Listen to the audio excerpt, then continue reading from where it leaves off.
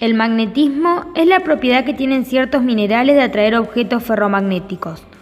Un imán es un material capaz de producir un campo magnético exterior y atraer, por ejemplo, el hierro. Los imanes pueden ser naturales como la magnetita o artificiales obtenidos a partir de aleaciones de diferentes metales. En un imán, la capacidad de atracción es mayor en sus extremos o polos. Estos se denominan norte y sur según los polos geográficos de la Tierra, que es un gigantesco imán natural. El campo magnético es la magnitud vectorial que representa la intensidad de la fuerza magnética.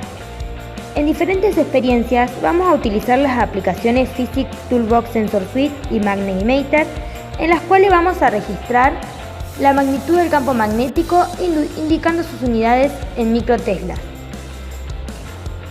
Primero, alejaremos el sensor de toda fuente artificial de campo magnético y registraremos las unidades en microteslas en las tres diferentes opciones de las aplicaciones.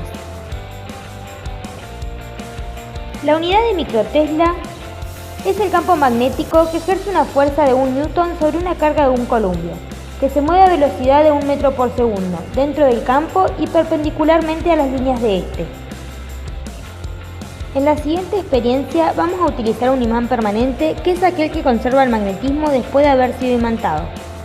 Cada imán permanente genera un campo magnético, el cual circula alrededor del imán. El tamaño del campo está relacionado con el tamaño del imán y su fuerza. Cada imán permanente tiene dos polos, llamados norte y sur, que si son similares se repelen, mientras que si son opuestos se atraen. Obtuvimos los registros del imán a unos centímetros del sensor, luego los mismos al rotar el imán.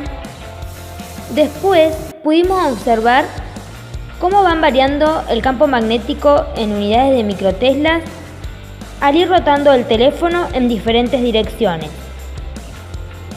En la siguiente experiencia colocamos el imán a unos centímetros del sensor y repetimos las observaciones anteriores con ambas aplicaciones. En la aplicación Physics Toolbox Sensor Suite usamos los modos de lectura digital, pero también el modo de lectura gráfico, que además de mostrarnos el campo magnético total, nos va a mostrar las tres dimensiones de campo magnético diferenciadas. Con respecto a la aplicación Magnetimeter, nos ofrece también una brújula que capta el magnetismo de la Tierra, marcando el polo norte y el polo sur.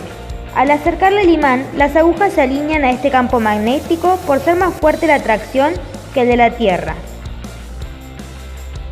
En conclusión, obtuvimos los mismos resultados o aproximados en ambas aplicaciones.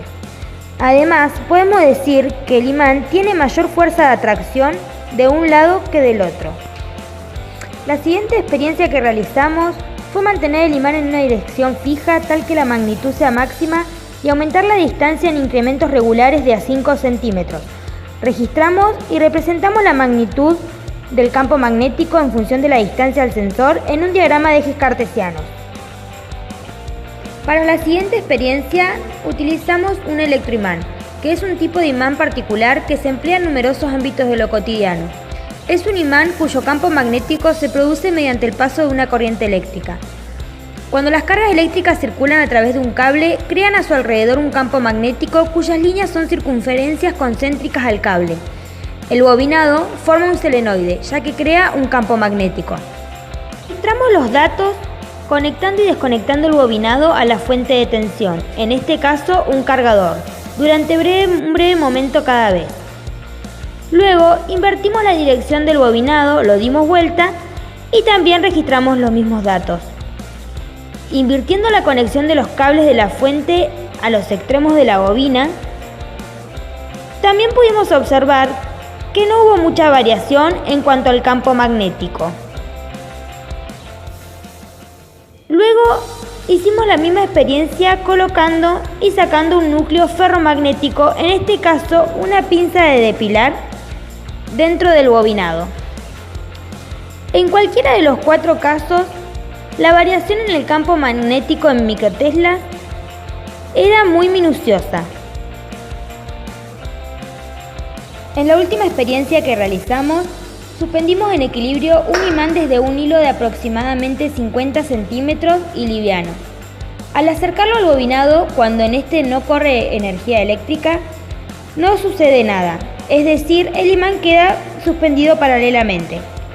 Pero al conectarlo a la energía eléctrica, se crea un campo magnético entre los dos y al tener el mismo polo en sus extremos, se genera una repulsión.